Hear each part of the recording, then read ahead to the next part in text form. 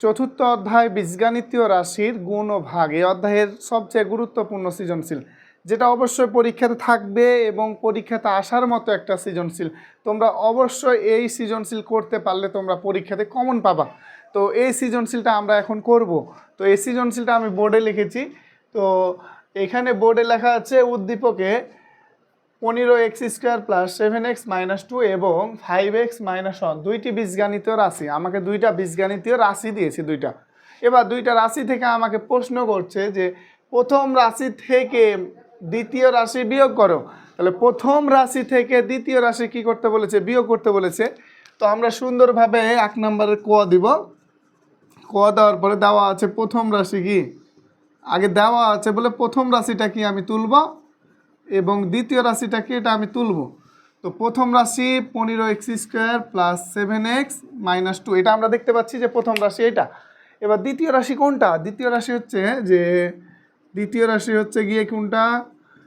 5x - 1। আমরা প্রথমত আগে দুইটা রাশিকে আমরা তুললাম। তোলার পরে আমরা কি করব? তোলার পরে আমরা দেখতে পাচ্ছি যে আমাদের বলেছে প্রথম রাশি থেকে দ্বিতীয় রাশি। তাহলে প্রথম রাশি বিয়োগ দ্বিতীয় রাশি, তাই না?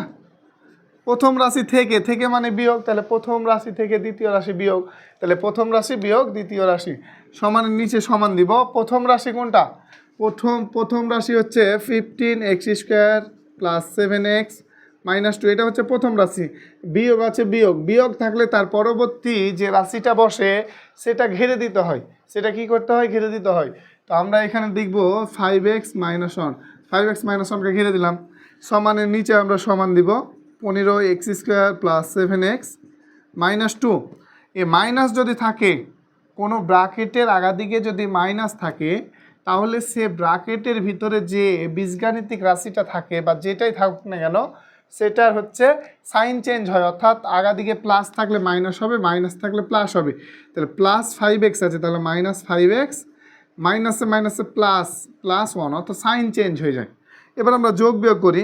15x², x² সঙ্গী কি আছে? না, তাহলে 15x² আমরা বসাই দিব। 7x জমা আর 5x হচ্ছে খরচ, তাহলে জমা থাকবে কত? 2x, -2 আর +1, তাহলে -1 থাকবে। তাহলে আর কি কিছু করা যায়? যায় না। তাহলে এটা হচ্ছে আমার অ্যান্সার। বাস, ওকে। আমার প্রথম রাশি থেকে দ্বিতীয় রাশি বিয়োগ আমরা করে নিলাম। তো এবার আমরা খ নাম্বার করব। খ নাম্বারে কি বলেছে দেখি। খ নম্বরে বলেছে রাশিদ্বয়ের গুণফল নির্ণয় করো, অর্থাৎ প্রথম রাশি এবং দ্বিতীয় রাশির গুণফল। তাহলে প্রথম রাশি এবং প্রথম রাশি কি দেওয়া আছে এটা আমরা তুলি, 15x² + 7x - 2, এবং দ্বিতীয় রাশি কি? দ্বিতীয় রাশি সমান 5x - 1। এবার আমাকে বলেছে কি? আমাকে বলেছে যে কি করতে হবে? রাশিদ্বয়ের গুণফল নির্ণয় করো। তাহলে প্রথম রাশি গুণিত দ্বিতীয় রাশি সমান নিচে সমান প্রথম রাশি কি? 15x² + 7x - 2 গুণিত দ্বিতীয় রাশি 5x - 1। পারবো আমরা?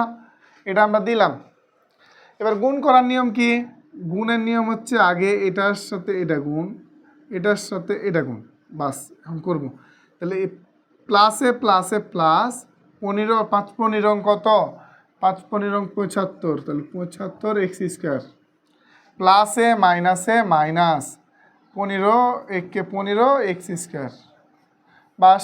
এবার 7x এর সাথে 5x গুণ, 7x এর সাথে -1 গুণ, তাহলে প্লাসে প্লাস 5 7 35, x আর x গুণ করলে হয় x², প্লাসে মাইনাসে মাইনাস 7x আর 1 গুণ করলে 7x।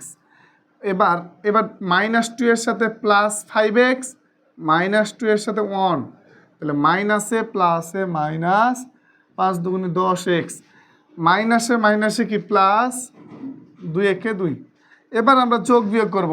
কিভাবে যোগ বিয়োগ করব দেখি। যোগ বিয়োগ করতে গেলে আমাদের এখানে কি আছে? 75x² জমা আর এখানে 35x² জমা, তাহলে মোট জমা কত হচ্ছে? মোট জমা হচ্ছে 110, তাহলে 110x² হলো। -15x², এখানে তো আছে x², তাহলে আমরা এখানে কি করব? এটা x³ না, আমাদের ভুলে গেছি, এটা x³ গুণ করলে হয়। তো বাস এটা তাহলে এক্স কিউবের সংজ্ঞা নয়, তাহলে 75 x cube minus 15 x square আর প্লাস 35 এক্স স্কোয়ার, তাহলে কত থাকবে plus 20 x square minus 7x minus এত, তাহলে মাইনাস 17x প্লাস 2। বাস তাহলে এটার কি আর কিছু করা যায়? যায় না, তাহলে এটার হচ্ছে অ্যান্সার, তাহলে গুণফল হচ্ছে এটার অ্যান্সার। বাস আমরা অ্যান্সার আমরা এটা করে নিলাম। এবার আসি গ নাম্বারে আসি। গ নাম্বারে আমরা এবার গ নাম্বারে আমাদের কি বলেছে?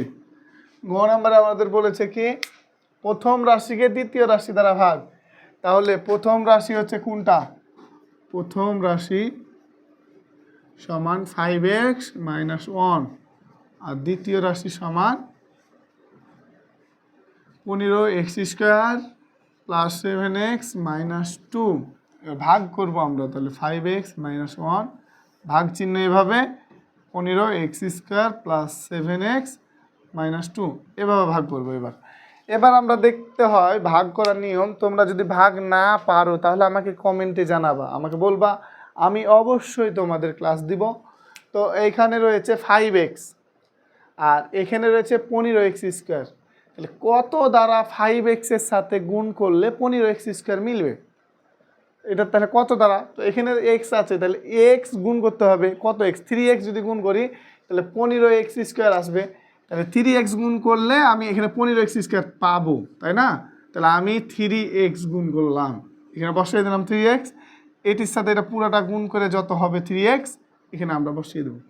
3 পাচ্ছে 15x স্কোয়ার মাইনাস 3x হলো।